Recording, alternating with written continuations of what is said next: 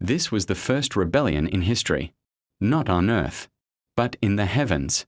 When Allah commanded the angels to bow before Adam, every angel obeyed instantly. Every angel, except Iblis.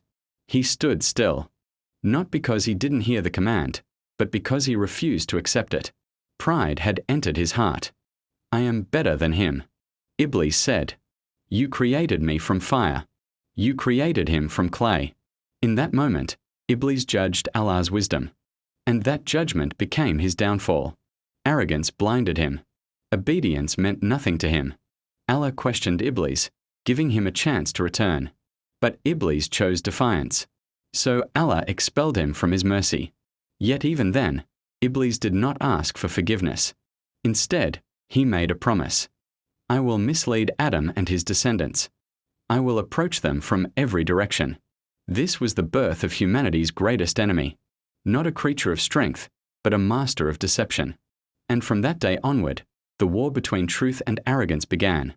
Arrogance destroyed him.